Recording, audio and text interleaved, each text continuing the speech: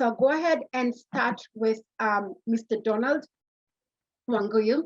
He is the founder and the CEO of Fourfront Management, which he'll tell us more about. He has pioneered mobile SME trading years earlier. Fourfront goes beyond to be the first fully licensed robo-advisor in Kenya. Donald serves as the chairman of the board of the Kenya Association of Stockbrokers and Investment Banks, which is KASIB. Donald is also a member of the board of the Nairobi Securities Exchange and the current chairman of Technology Training Committee of his board. Donald further serves on the board Standard Investment Bank. It is a registered is the registered money laundering reporting officer, and he further chairs the risk and compliance board committee of the investment bank. Donald is a member of the Planning and Economic Council of the Dominican Affairs of East Africa and an advisory board member of the East African Forum for Alternative Investments. His broad experience further includes serving as a member of the Capital Markets Master Plan Implementation Group. He has chaired the Tax Lobbying Committee for successful removal of capital gains tax in Kenya, as well as the System Selection Committees for Central Securities Depository and the brokerage fraternity in the country. Donald holds a Bachelor of Science in Computer Science from Suffolk University in the US, and he started his career at Investors Bank and Trust in the US. He later joined Pegan System US, a leader in business process automation, prior to joining Standard Investment Bank in Kenya. So you can see he has a wide experience globally, and I can't wait for him to talk to us around financial planning and the work that they're doing at Fourfront. So welcome, Mr. Donald. And I'd like Donald to also be part of the lobby so that we can have a really good discussion around financial planning. So if we could go ahead and have Mr. Donald back onto the session, that would be great.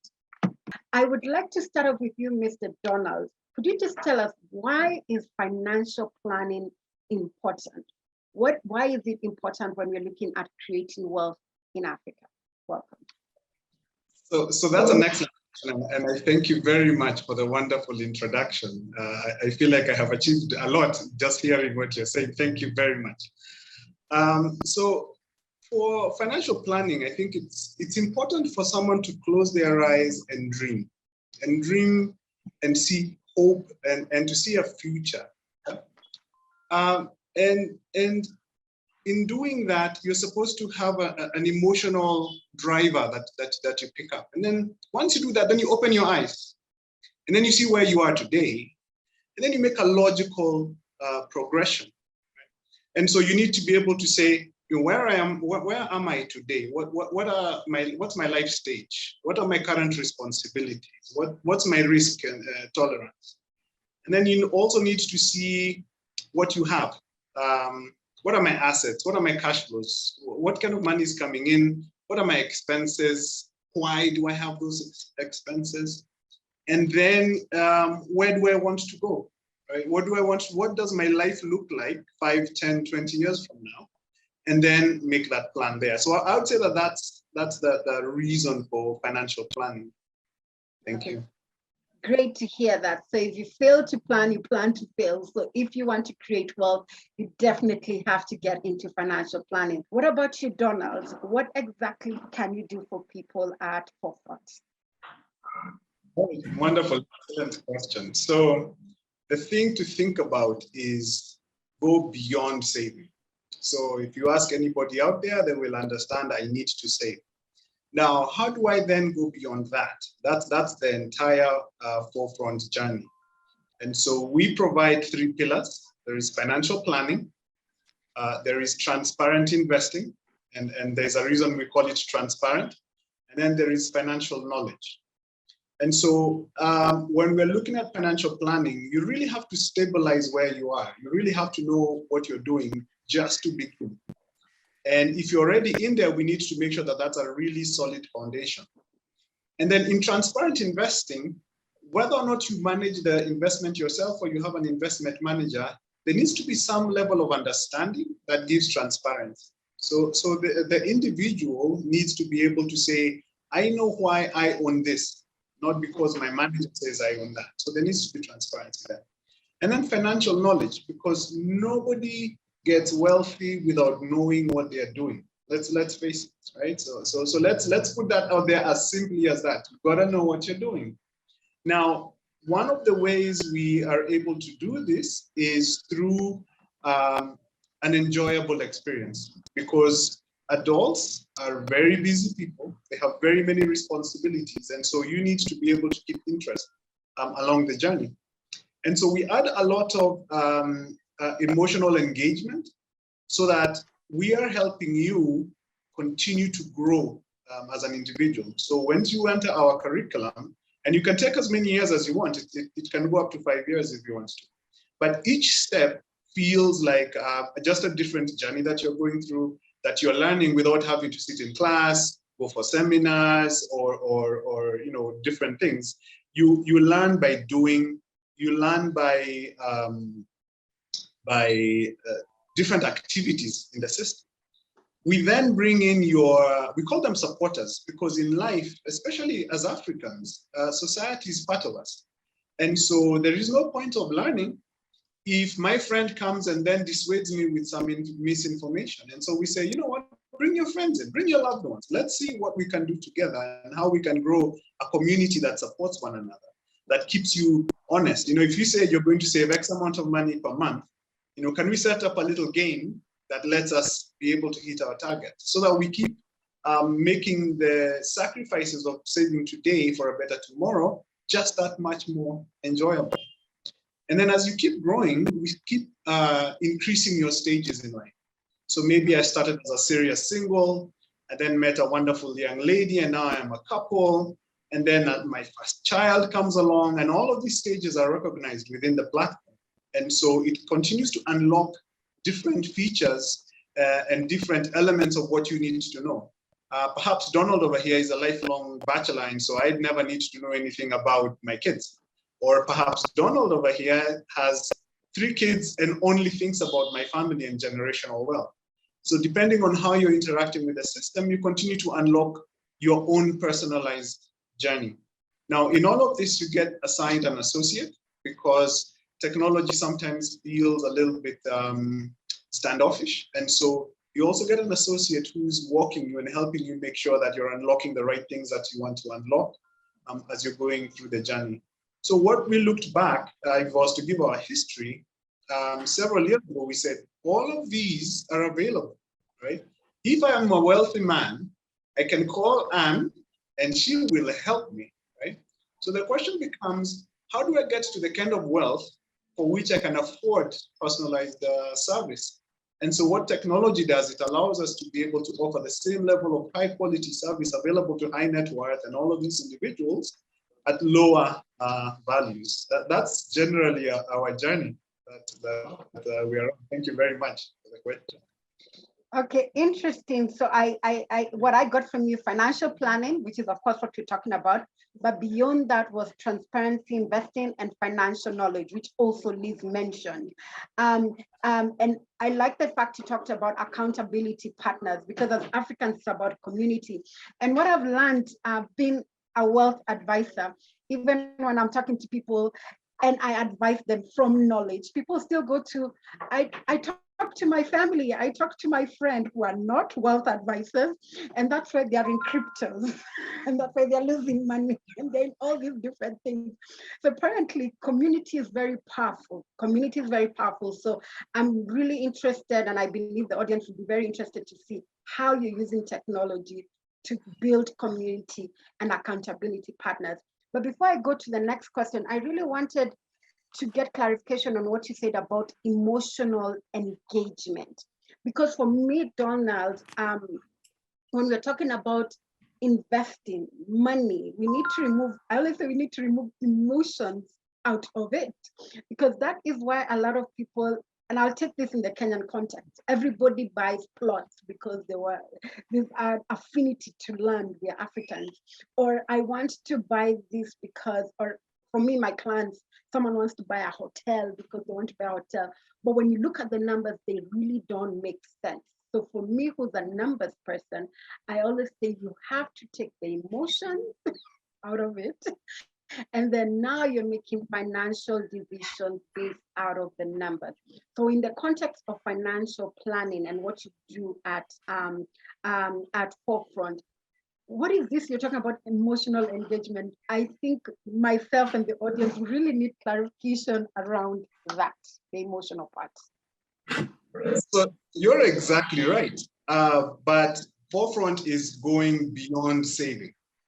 Now, when we say saving, it means that is sacrifice that you're going to do today. Something that you wanted to buy today, you will forego. And so the pain of doing that, which we all have, has to be counteracted with a dream. It has to be counteracted with something that tells you, I will forego this today for a better tomorrow.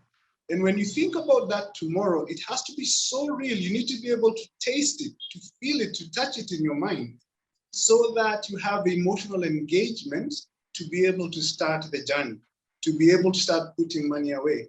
Otherwise, we all know that my expenses will increase with my income. So how do I keep my expenses down? I need that emotional engagement to be able to say, I actually enjoy putting this money away. I enjoy this sacrifice because I know what's going to happen tomorrow. When my child tells me they want this thing and I tell them no, and I know it hurts to say no, that must be balanced with an emotional goodness on the other side of it, right? And so that emotional engagement on the dream that you're going for must be engaged. Now you start putting money away, and then you start getting into the investing side of the business. Once you get into the investing side of the business, you kick up one level of knowledge, which now brings in exactly what you're talking about, which is, okay, now we need to make our money start making money for us. For that, you do not want any emotion. So that's the balance that we talk about, because a lot of people do not have that emotional balance in the beginning to be able to sacrifice, so that it's an enjoyable experience to sacrifice to grow the savings. Does that make some sense in terms of what I'm talking about? Yes, it makes sense. Sacrifice for the better good. In fact, for us at Regal After, we keep talking about family wealth. We keep saying we need to go back to the African way. We are community, we're about family. So I understand this. I will sacrifice because I want better for my children. I'll sacrifice for the next generation. So that's how you start, with the dream, with the vision. But then now when it comes to the actual work is when now you remove emotions out of it. Okay, that is great. And Donald, I'm listening to this and I'm thinking, it's difficult in a normal season when things aren't so difficult. But there is today, where a pack of flour, at least in the Kenyan space, was 120 shillings. And today it's at 100. For somebody who says, I make so little money that there's not even enough left for the month, let alone saving, what do you advise? That's an excellent question, and I think there are very few who say I have made enough money. It's a human condition that our expenses will continue to grow with income. So for us, we tell you first, have a dream. That's the thing that will drive you. Have a dream that is so clear in your mind that you are willing to jump through whatever you need to jump through to get there. Okay. Open your eyes and then make a plan to get there, right? But let the emotional engagement drive you forward. Once you get there, then we get into exactly what Liz was talking about. The emotional engagement will help you create habits, right? So if I used to go out every Friday, I stopped going out every Friday. If I used to buy let's put a really harsh one. I used to buy milk for my coffee. Now I can leave the milk out, right? So now we are creating habits that will allow us to release some funds to move forward. But it has to be an enjoyable experience. That's the key. If I feel that pain every day, within 3 weeks, I'll let it go. So build an emotional dream that allows you to build the habits that allows you to get to where you want to go in a structured form. Okay, thank you. I know you've done a few of these questions, but I wanted to ask, what do you do? The African values are such that no matter how little you're making, there are always dependents that want to make you feel that perhaps it's an expectation even of yourself that you have to help and provide for the family, especially for African firstborns or first sons. These days, it's even daughters. How do you stay on track with your financial goals? Because you said have a dream. Okay, I'm doing that in my personal space, but then there's this family that expects from me, and I still need to save for the future. How do you advise us to start without alienating ourselves from families? Is that for me? Yes, it is. Yeah. Okay, wonderful. So yes, there's this thing that is called black tax, and so this happens everywhere, and it's a real thing, and it's you know we think of it also as Ubuntu, right? Yeah. Yes, it is. What in fact, I was just talking to someone a week ago who pretty much decimated his entire life savings because his father figure was diagnosed with cancer. And then I said, yes, there are responsibilities, but you need to structure your finances so that you have a bucket for that. It cannot decimate you, because you have to think of a time where if this individual was still sick, but you had children who you had to pay school fees, would you forego their school fees for this person? So it's a question of being able to bucket so that when you say I have no more money, it doesn't mean that I don't have any money in the bank. It means that I don't have any money in this allocation of my finances. That's the general idea. And then getting into the emotional conflict that someone has also comes with being told it is okay. It is okay not to decimate yourself for that activity, and you are required to survive beyond an event. Okay. And so hearing those words is important. Thank you, Irene. Thank you. Thank you. And Diana is asking a question which actually sits well with our next question, Diana, because we are getting started now. Then the next step would be a simple enough but well-diversified portfolio. What does that look like? How do you do your diversification so that you're not, like Elizabeth said, you're not asset rich and cash poor, especially when you need the money? What does that look like for somebody who's just starting out, and how do you carry on rebalancing as you go along? All right, excellent question. So what we would tell someone to do is first get an understanding of the financial industry. So this is your money, even though somebody else is running it. So get a high level understanding. So that's the first part of building a portfolio. Understand the industry.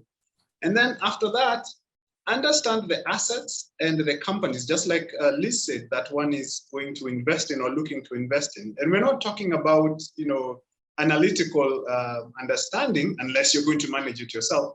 What you need is a high level understanding. What's the unique selling proposition of this company? How do they generate cash? What are the risks for a particular company? Once you do that, then you need to understand the investment philosophy of the manager. How do they buy? How do they sell? What are the parameters that they look at, right? Once you do that, then now you have enough information to be able to build your portfolio by blending your life stages, which is where you are in life, your liquidity requirements, how quick you need to be to cash, along with your investment goals. What am I trying to do? So if I'm 22, and I know I'm not going to touch this cash for another 40 years or something like that, as an example. And then understanding the risks because you understood the industry and the underlying companies, right? So don't just take the statement, it's diversified to mean, we've invested in 7 banks. Well, you're still concentrated in banks, right? So you need to put in your life stages and your responsibilities along with your goals, and then along with a high level understanding of the companies that are put in. Once you put these 3 things together, you wouldn't actually need any training beyond that to be able to say, yes, I am confidently diversified. That would be my answer. Thank you. Yes, thanks. And because of that, now, Donald, I'm thinking, okay, I've started my journey and I have this lump sum that's coming to me.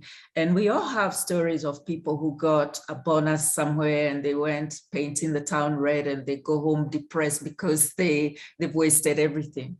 How do you get to, I've saved a little bit of money.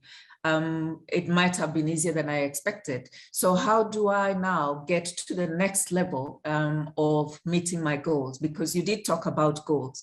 To make sure that I'm not spending the lump sum that I've spent so much saving and depriving myself, what's the next level after a certain lump sum to make sure that I'm not going to start buying the biggest Gaslas and, clothes that, instruments that don't even give you any kind of return?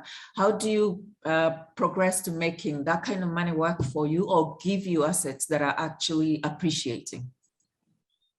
That's an excellent question. Thank you very much. I loved how you said we go paint the town red. Yeah. But let me just add a little bit to your previous question to Liz. So the problem of cost is one of the solutions for robo-advisory, where you get high quality service, even though you do not have a high level of portfolio, by working with a lot of the technology. Now, to answer this question, I think we break it up a little bit, because we are on a journey. And so when we talk with someone, we tell them, all right, let's first create our first little goal, right? So let's take this amount of money and let's pick something. Either let's pay down your debt, or let's work towards your first car, or let's pick something where my vision of that thing, of how my life will be, is more enjoyable than spending the time today in painting the town red, as we put it. Right? So that's the first level. Once you are able to achieve that first goal, then your entire world just opens up. Now you start really thinking big. I want to have real estate. I want to have, because you've seen the success, you've felt it. You said, I can do this. The second thing we make sure is we also tell you, let's look around at who your relationships are. What's the group of people? Who's the girlfriend who told you, you know what, we have to go out today, we just have to go out. We have to blow this check, right? And we say, all right, let's get that group of people as well, getting some education, so that when you're discussing, you're reinforcing one another and you're being able to keep each other accountable to what you're trying to do. So once we manage both the individual steps, so that you can actually feel success as you're going through, we're able to help you create a dream that gives you the emotional connection to be able to do it. You're then able to build the habits, along with having a supporting community around you that doesn't deter from you. The sky's the limit at that point. That's exactly what you want. Yeah, before you go down towards that, then we have this lump sum. It's being managed by money market fund managers and consultants like yourselves. You're never really safe, and that's why we take out insurance. We are not trying also to spend too much money on protecting our finances, because that's the money that's going towards saving. What kind of insurance would we look for money market funds or other such vehicles that say, if something were to happen to this money market, there's a fallback plan? You're talking about insurance on the money market fund? On the money market as a group, because I don't think that you're going to be insuring it yourself. So to look for, give you peace of mind, be able to sleep and say that if something were to happen and it fell apart, what's my protection in such a vehicle? Okay, excellent. Let me touch on insurance, because that's a big one.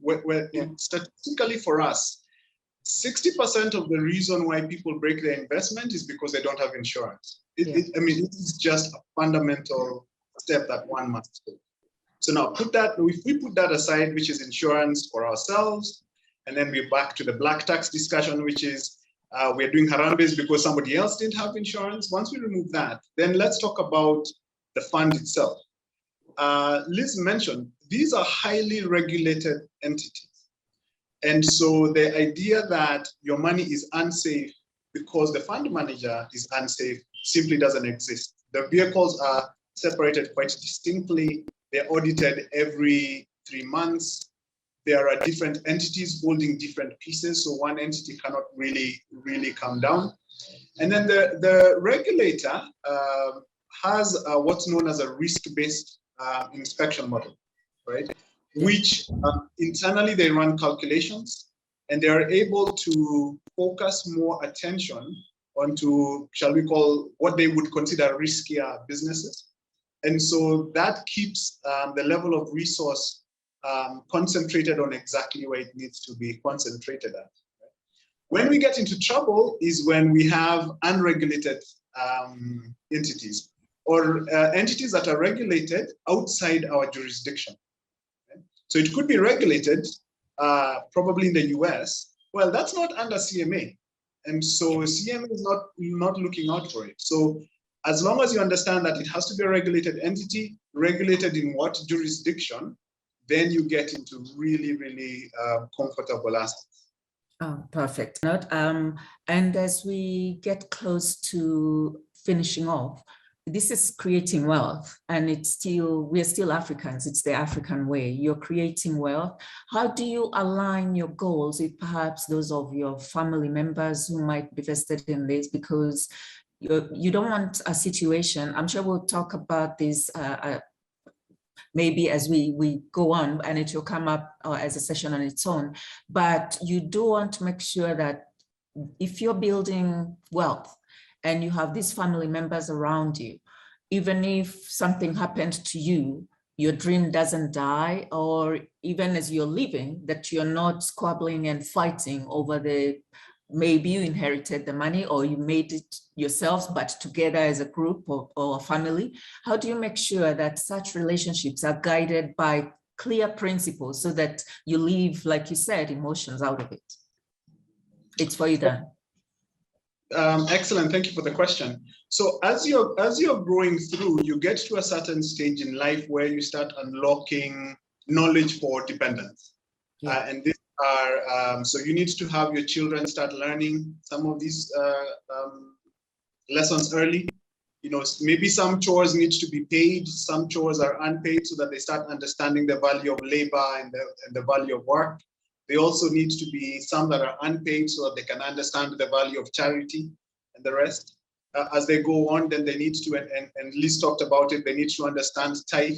You know, there's some programs where, you know, for every 10 shillings that they donate, the parent adds some money to that, and then you can buy a packet of unga, as you mentioned, for a street child of their age, so that they can actually feel the engagement there.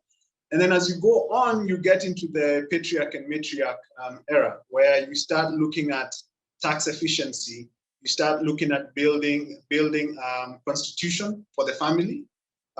Who are the decision makers? How will they be making decisions? In what cycles they'll be making decisions?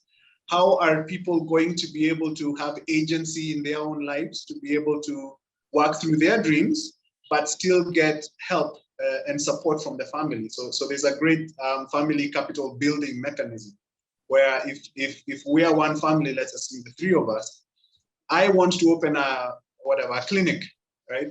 The family can give me a loan at 0%, which makes me extremely competitive. And my objective is to pay back the family so that we continue to grow that family fund, and so will my kids use it and their kids. So you can create different structures, but there needs to be family constitutions, and then there needs to be an understanding of how these funds will be, and then do it ahead of time. You know, it's not when Donald starts getting a little bit of pain in his chest that you start doing it. You know, it's a journey. You know, from the time kids are born as they grow up, so that it's a very natural process for the family. Thank you. And Asian has joined us, which tells me that we're probably running out of time. And so I'm thinking, what are the 5 principles that we can take with us today, Liz, to say that I haven't started? These are the 5 things that I should take away from this seminar that say I am at 0, but by the end of the year or 2 years, this is what I should have done. What are the 5 and the wins along the way, how to measure that very, very easily and continuously? Liz, I think you're on mute.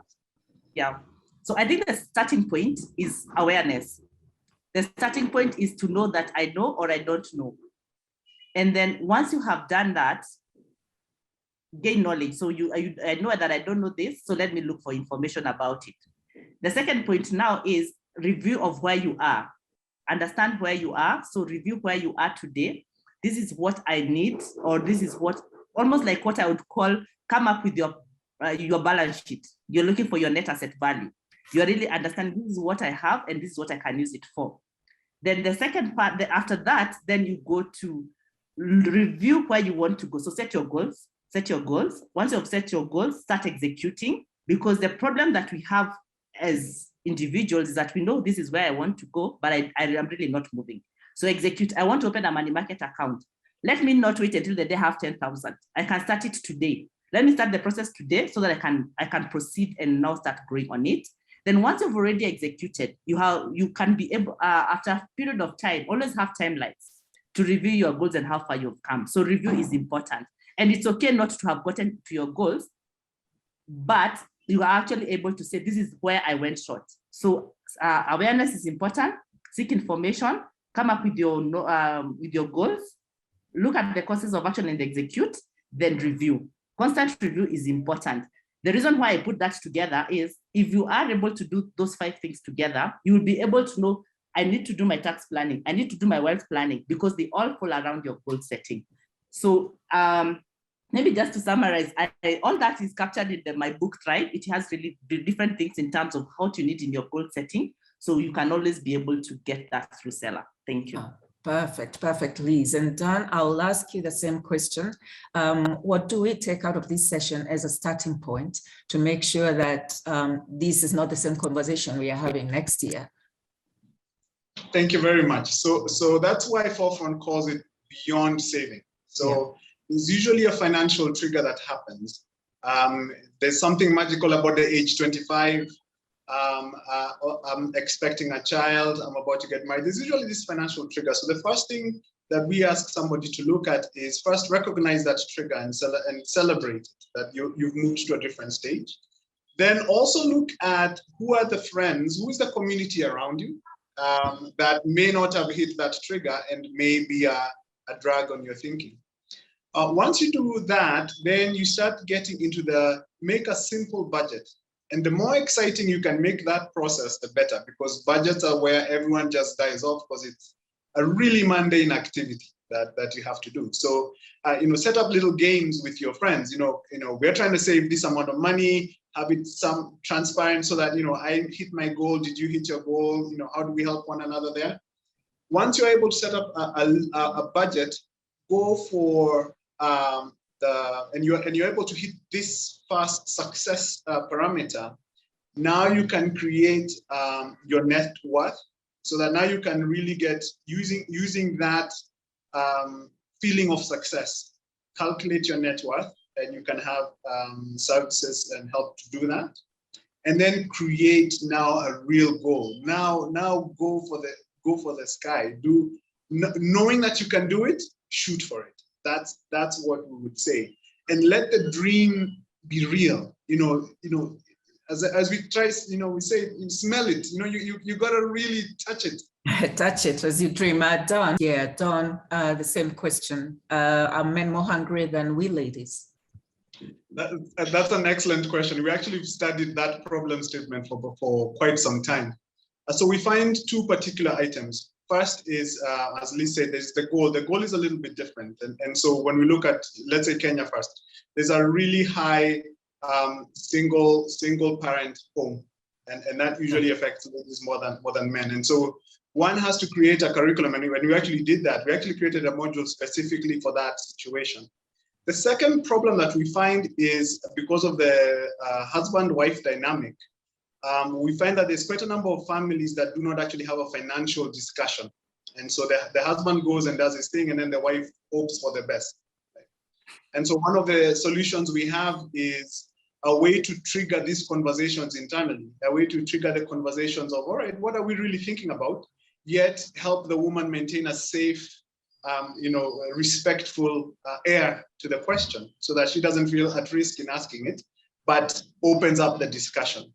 And so once you are able to start opening up this discussion and being able to layer it on in a safe environment, and as that safety continues, we find that the woman quickly just starts paralleling through the process. The third that we found is that people have a different financial knowledge level. And so we need to be able to provide knowledge at each person's individual level. So I am in finance, my wife is a musician.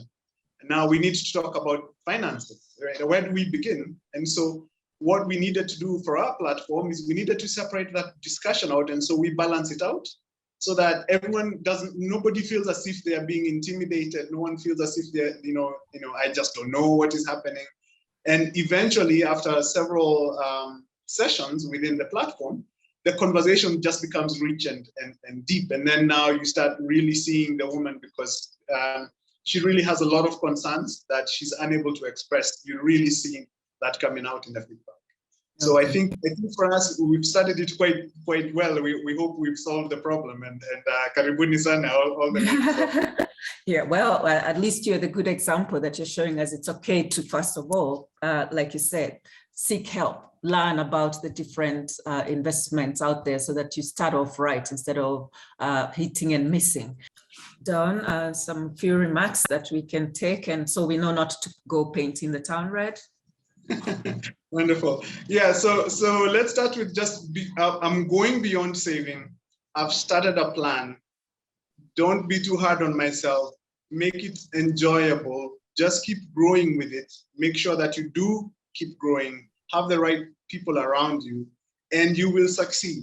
And you will succeed with a smile. And it'll feel easy, even though it's a difficult work.